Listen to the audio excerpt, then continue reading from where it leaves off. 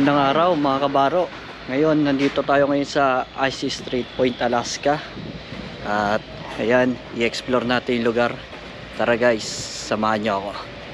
Ang Icy Strait Point ay pagmamayari at pinamamahalaan ng mga katutubong Alaska na ang lahat ng kita ay direktang sumusuporta sa komunidad ng Huna, ang pinakamalaking layon ng native tinglit ng Alaska. Ito na mga kabaro, nandito na tayo sa loob ng Icy Strait Point, downtown nila. Dito nyo.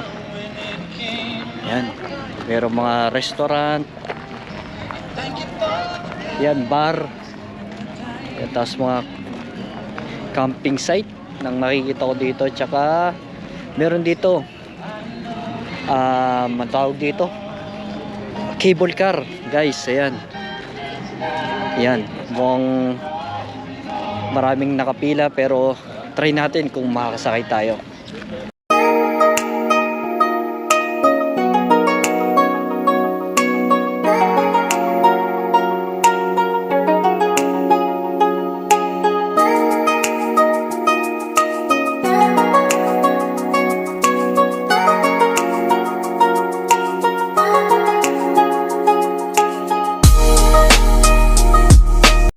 Ito mga kabaro, dito ako napunta sa Kit Plaza nila.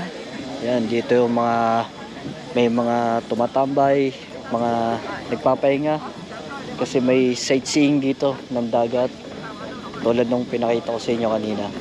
Yan guys. Yan. Madaming tao kasi maraming cruise ship ang nakadao ngayon. Halos 3 ang kasabay namin na dumahong dito guys. Ikot-ikot lang tayo, ano pa ba ang ma-explore natin dito. Ang mga taga Icy Strait Point ay nakatuon sa pagbibigay ng kakaibang karanasan para sa bawat bisita sa pamamagitan ng pagbabahagi ng natural na kagandahan at katutubong kultura ng Alaska. Ang Icy Strait Point ay pagmamayari ng kumpanya Huna Totem. Sumakatuwid ay pagmamayari ng Huna Tinglit. At ang lahat ng kita ay direktang sumusuporta sa komunidad ng Huna, ang pinakamalaking layon ng native tinglit ng Alaska. Dahil sa patuloy na pagbisita ng mga turista, lalong-lalo na sa mga dumadaong na cruise ship, ang Icy Strait Point ay lalo nang nakikilala, lalo na sa mga sikat nitong cable car at zipline. Kaya kung makakapunta ka dito, huwag mo itong palalampasin. Ang pagsakay sa cable car ang isa sa nakakapanabik na gawin dito sa Icy Strait Point. The cable car? Is it free? Okay. Thank you so much, sir. No problem. Yun guys, wala daw bayad. Pakakasakay tayo dito sa cable car na to. Ito mga kabaro, sumakay ako ng cable car dito sa Icy Strait Point, Alaska. Yan o, libre guys pagpunta dito. Hello sir. I'm good sir, and you? How are you? First time here sir? Yeah. Me also. I've been to Alaska, but not up here. My Okay. other one, we went from Seattle, so Yes, it only sir. went to the lower part. So this is the From first time Queen Elizabeth sir, I'm right? Yeah. Yeah. I see you every night. I get around. Yeah, I'll make a video. Okay, that's cool. For my personal vlog. Okay, cool. Yeah. Hi. Hello. Hello, this is our guest from our New ship. Jersey. From New Jersey, sir. Yeah. New What's your Jersey. name, sir? Bill. Father Sir Bill, yeah. Yes, Sir Bill. Mga kabaro, ito, nakasakay na ako sa cable car. Yan guys. Yan, smooth lang naman ang pag-andar nito ng cable car. Yan guys, makikita nyo, malalaki yung mga puno dito. And may mga nakakasalubong din tayong mga cable car. Tapos, may mga activity rin sila dito na pwedeng gawin. Yan, zipline. Ano pa ba yung tawag dito? Yung mga naglalakad sa mga kahoy. Hindi ko lang alam kung anong tawag doon. Mga kabaro, ito palang cable car na to ay aakit ng bundok. Kasi pataas siya. Dahil sa patuloy na pagbisita ng mga turista, lalong-lalo na sa mga cruise ship, ang Icy Strait Point ay lalo nang nakikilala, lalo na sa sikat nitong cable car. Kaya kung makapunta ka dito, wag mo itong palalampasin. Ang pagsakay sa cable car ay ang isa sa pinaka nakakapanabik na gawin dito sa Icy Strait Point. Tamang-tama ito sa mga taong mahilig sa nature spot. Talagang mapapabilib ka sa mga naglalakihang mga puno nila dito. Nagagandahang mga halaman at mga iba't ibang uri ng hayop na nakatira dito. Isa sa mapayapang lugar dito sa Alaska ang Icy Strait Point. Dahil dito, patuloy na iniingatan at pinapalagahan ng mga katutubong Huna Alaska ang kalikasan dito. Dahil rito, palaging pinupuntahan at pangunahing destinasyon ng mga cruise ship ang Icy Strait Point dito sa Alaska. Ma'am, I'm great, thank you. Thank you. how are you, ma'am? Yan, good. Yan guys, nakababa na tayo. Dito tayo sa pangalawang downtown nila. Mga kabaron, dito na tayo sa pangalawang downtown nila. Dito sa Icy Strait Point. At yan, may nakita na naman ako isa pang cable car dito. Buong ito na talaga yung pinaka mataas na bundok na pupuntahan ng cable car. Tara, tingnan natin. Ito na tayo sa pangalawang cable car. Kulay ano naman siya, pula.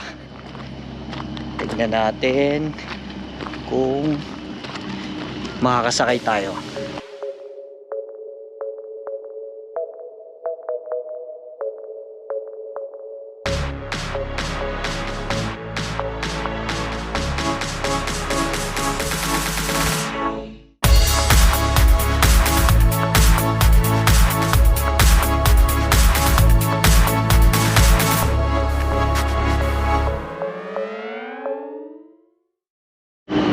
Ayun, sayang, hindi tayo nakasakay at may bayad na $50.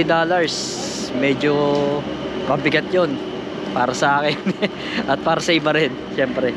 Medyo pricey, pero tingin ko naman maganda dun sa taas na yun, ng bundok na yun.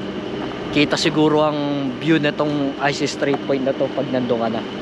Pero guys, ayos lang, at least nakasakay tayo kahit papaano sa isang cable car nila, yung kulay green. Kaya susunod siguro pag nakaluwag-luwag masasakyan din natin yan. Ang lugar na ito ay tunay na mayroong native hospitality. Pinapakita naman ito ng mga taong nakatira dito. Sa karanasan ko dito, sobra akong nasiyahan dahil sa sobrang linis ng kapaligiran at sobrang payapa ng lugar. Pinaramdam sa akin ng lugar na ito na patuloy nating ingatan ang ating mga kalikasan at patuloy din nating pagyamanin ang mga puno't halaman at ingatan din ang mga tirahan ng mga hayop na nabubuhay dito. Kaya huwag natin gawan ng anumang hindi kanais-nais na bagay ang ating kalikasan dahil alam naman natin ang magiging epekto nito sa bawat isa sa atin. Mga kabaro, ayan, may nakita ako dito na activities. World largest zip rider. Yan o, kikita nyo, mas mataas pa sa Empire State Building. Tignan natin kung totoo nga to. Panoorin natin yung mga magsisipline, kung ano magiging mga reaction nila. Abangan natin. Eto na, nagsimula ng pinakamataas na zip rider dito sa Icy Strait, Alaska. Panoorin natin kung ano ang mga reaksyon ng mga nakasakay dito. Yan na, malapit na sila. Yan na guys. Sobrang bilis. Wow. Sobrang bilis.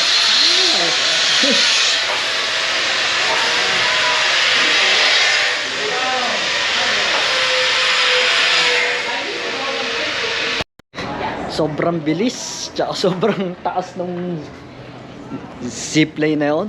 Hindi ko kakayanin yun, baka himatayin ako pagbaba pa lang. Yun, hanga ako dun sa mga nakasakay dun, kinaya nila. Ang galing. Yun mga kabaro, dito ko na lang tatapusin tong vlog ko na to. At sana nagustuhan nyo tong pag-explore natin dito sa Icy Strait Point, Alaska. Yan, pag nagpunta kayo dito, huwag nyong kakalimutan tong cable car At syempre yun, yung zipline, panoorin nyo rin. Tsaka yung downtown dito, libutin nyo rin guys. Marami kayong makikita. At yun, dito ko natatapusin tong video na to. Palagi kayong mag-ingat. God bless always.